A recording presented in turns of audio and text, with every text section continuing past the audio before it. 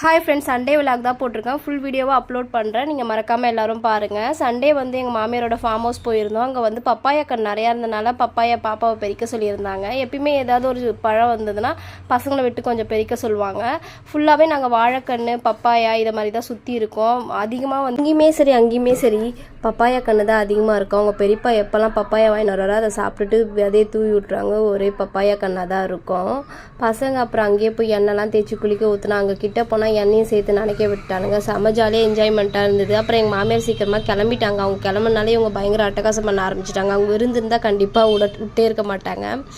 இவங்க வந்து என்ன பண்ணுவாங்கன்னா ரொம்ப தண்ணி சொதன்னு ஆக்கி ஏதாவது அட்டகாசம் பண்ணிடுவாங்கன்ட்டு அவங்க பக்கத்தில் இருந்தே பார்ப்பாங்க. அப்புறம் நாங்கள் ஈவினிங் போல் பீச்சுக்கெலாம் போனோம். போயிட்டு பசங்களுக்கு பேக்லாம் வாங்கிட்டு மிஸ்ஸுங்களுக்கு கொடுக்க ப்ரௌனி எல்லாமே செஞ்சு பேக் பண்ணேன் நைட்டு. வீடியோ பிடிச்சா லைக் அண்ட் ஷேர் பண்ணுங்கள். ஃபுல் வீடியோ போடுற மறக்காமல் பாருங்கள். பாய். நெக்ஸ்ட் வீடியோவில் பார்க்கலாம்.